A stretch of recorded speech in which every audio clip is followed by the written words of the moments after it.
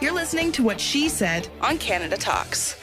We're back and so glad you're taking the time to join us. It is a Monday and a fine one at that. Sharon Caddy, Christine Bentley in studio. And Christine, you have a big event coming up Thursday. We do have a big event coming up on Thursday, and the founder of the Lioness Women's Club, Jenny Katkova-Brown, is in studio with us.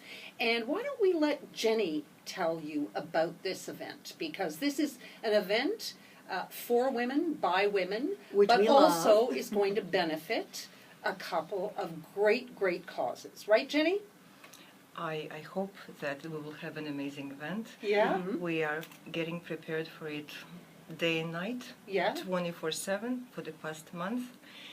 And I'm looking forward to having something beautiful put together for amazing women who will come on board, for amazing women who will be on the panel of our event, to enjoy each other, to celebrate each other's life, to celebrate each other's success, and to extend the hand to those who need it. Right.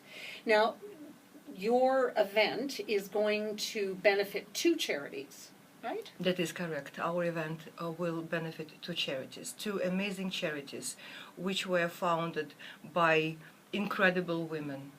The first charity is called After Breast Cancer, and it was founded by Alicia Vianga, who in fact I have known well prior to her decision to found the charity, who is an amazing, beautiful, passionate, emotional, and sensationally kind woman who embraces every single woman that she knows, and she says one woman at a time. One woman. That's wonderful. Yes. I'm actually on the board and an ambassador for After Breast Cancer, and one of their main mandates is to provide, raise the money for the funding of prosthetics for women who have had mastectomies. That's so important. And who have not had breast reconstruction, because believe it or not, I think it's only less than 10% of women actually have breast reconstruction. And so she said, you know, she noticed women coming in because she has a lingerie store with socks in their bras, and she said, no socks on my watch, one woman at a time. And it's a great, fantastic. It's really teaching, it's, you know, the whole movement to teach women how to feel, because surviving breast cancer is the easy part. Moving forward. But moving forward to feel beautiful again and to feel like yourself again, that's really what After Breast Cancer is about. And I so admire her, like you, Jenny.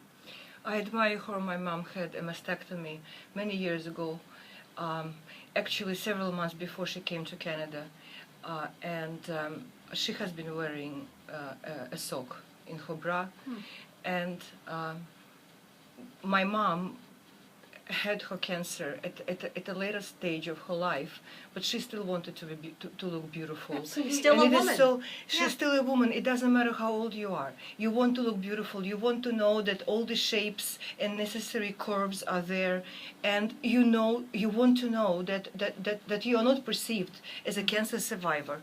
You want to be perceived as a woman. It's so important. And on top of it, Alicia not only helps women after the mastectomy, she helps them to get to look better. Right. She teaches them how to use the makeup, how to use the proper wigs. Yeah. She does an amazing thing.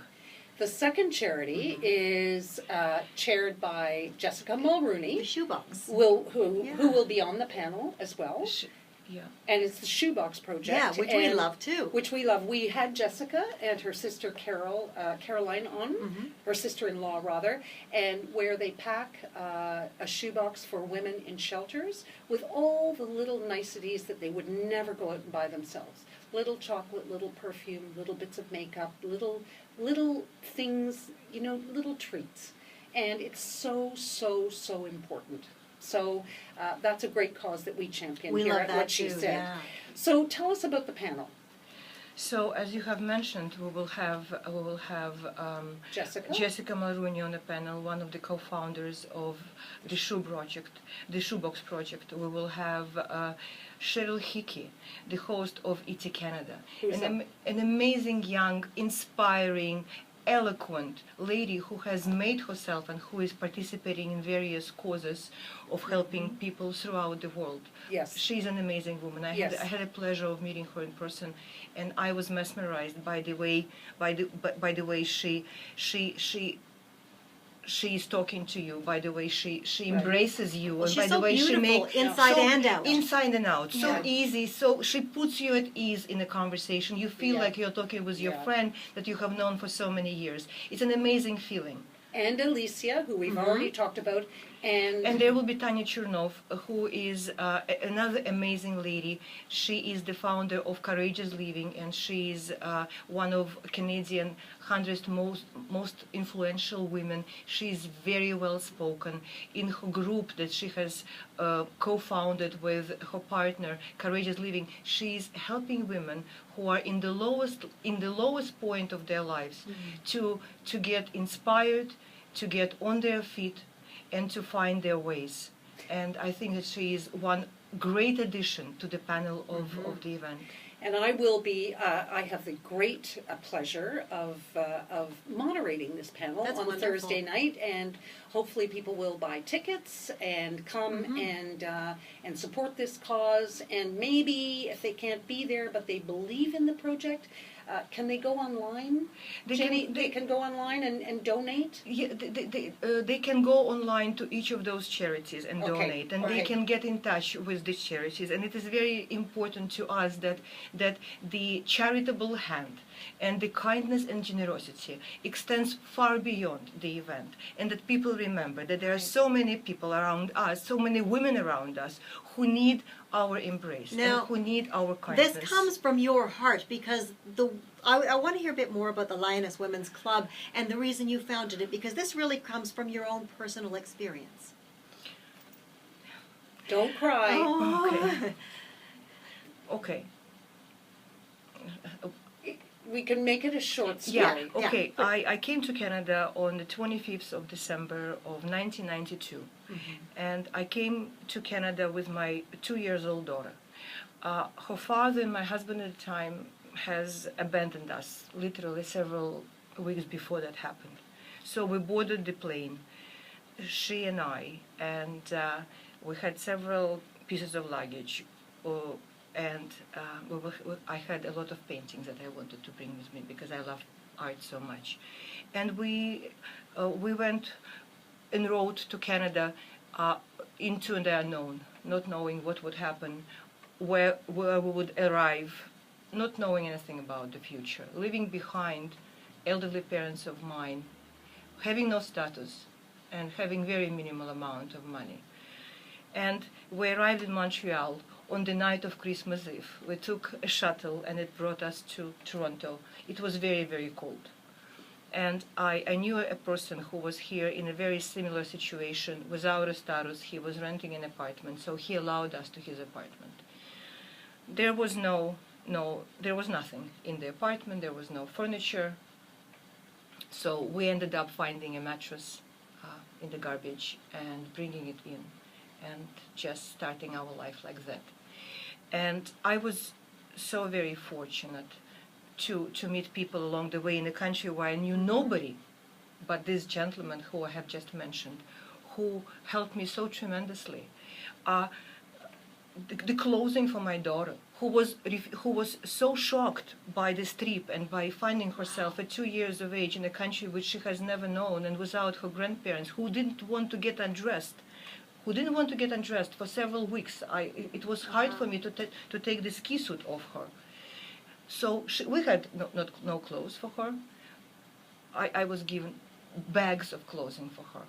Okay, I was being helped by so many people who I met along the way, who were so generous and so kind. And paid it forward. And you're paying, yeah, And I'm you're doing trying- what they did. And I'm just trying to pay it forward.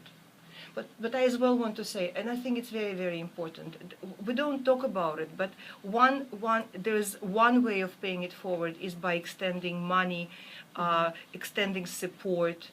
There's another way of paying it forward between women, is by giving each other advice, by inspiring each other, by encouraging each other, by exhilarating each other. It's the sisterhood. And it is so important. You know, up until so many years, I never had a mentor, and I would have done so much better if I had.